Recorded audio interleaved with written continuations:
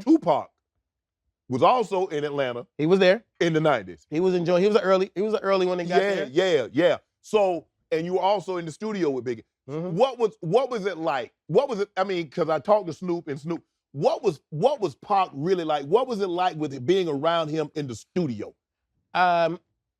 You notice instantly that Biggie and Pac both. You notice instantly like these guys are not in the same universe as me. Right. Because the way their method of recording is truly unbelievable.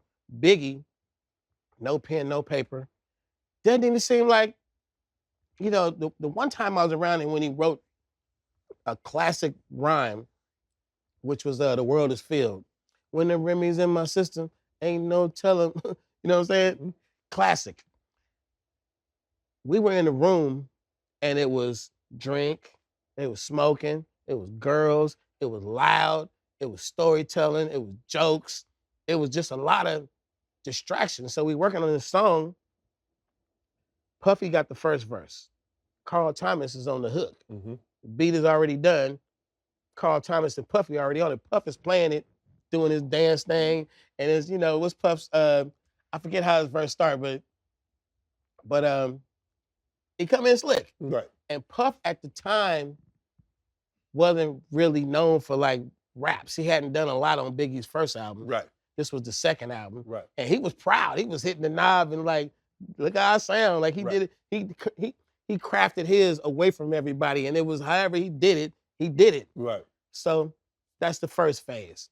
So I'm in the room. I'm supposed to be doing my little 16 bars, but it's a lot of distractions. It's the girls and drinking it. You drinking, let me hit that. Well, I need to concentrate. So Biggie right there, we laughing, we still, and he's like, I'm ready. What you mean you're ready?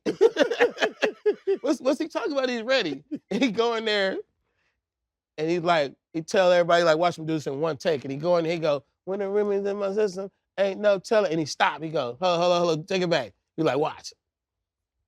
And the next take, he rapped that whole verse in one take.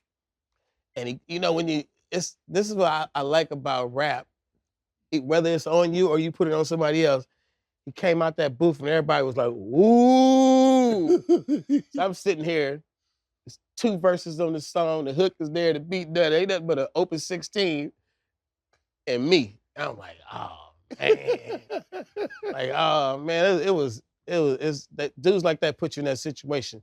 How he did that with all that noise and him talking and how did he put that in his head and memorize? Jay-Z went on to develop that technique and then Lil Wayne said, I'm throwing down the pen. And now, based on Biggie, Evolution and Notorious Big, ain't nobody trying to use pen and paper because it's sort of like, it's like a straitjacket. It's limiting your freedom of how you go. So I found my way up out of it. I boxed my way out of it. It was, I love those situations. I learned that when you get around somebody that's better than you and you ain't got no choice, you get better. Right. You have to. Right. And Tupac was a whole different beast because he would take a pen and paper. And I don't know if you've seen any of his written stuff. Yeah.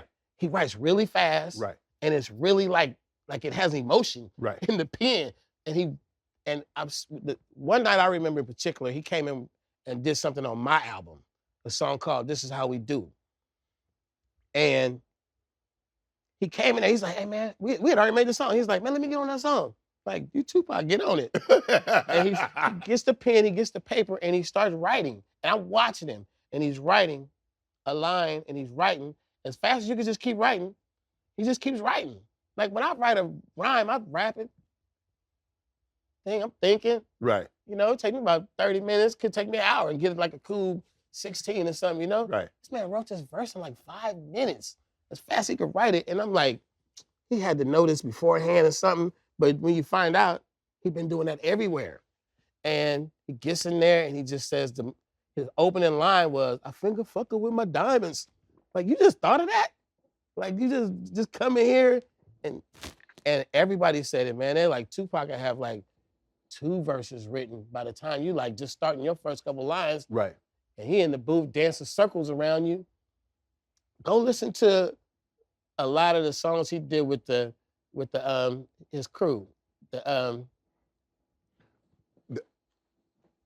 got me thrown off now. With the Gaddafi and all them. Right. And the Outlaws. Thank you. Tupac do the first 2 verses and then they come on. And they said a lot of songs he got with people, he's already on verse 2 before you can even start. And he go in the booth and rap it so fast while you still writing. He's like, catch up. And I don't know how these guys come up with this. I don't know. I just think I wouldn't even call it genius. I think about people who die young. They seem to, and do great things. They seem to have an urgency that they got to hurry up and do this because they seem to know ain't a lot of time. Right. And in Tupac's case, he rapped about it multiple times. He rapped about dying young. Yes. Getting murdered. Like he's people don't realize Tupac was what, 25? 25. Biggie would have been 25 too. Yeah. And it's hard to accomplish that much at that age. And that's the thing what people don't realize. You would think that Biggie and Tupac had 10, 15, 20-year careers. Like 5. We take Tom Brady away at 25, he's not a legend. We take Too Short away at 25, ain't no legend. Yeah. Like, I need time to get to this. Right. He didn't have a Jay-Z career. He didn't have an LL Cool J or an Ice Cube or a Snoop Dogg. The longevity. But I honestly think that somewhere in there, you get the insight. I know people who weren't as popular as them that died young, and they did great things. Right. Great things. I'm like, how do you know to do this? Right. How you know you got to do this much? So, I think those guys were gifts to hip hop. Right. Biggie brought that style to note, pen and pad, a lot of cadences, a lot of stuff.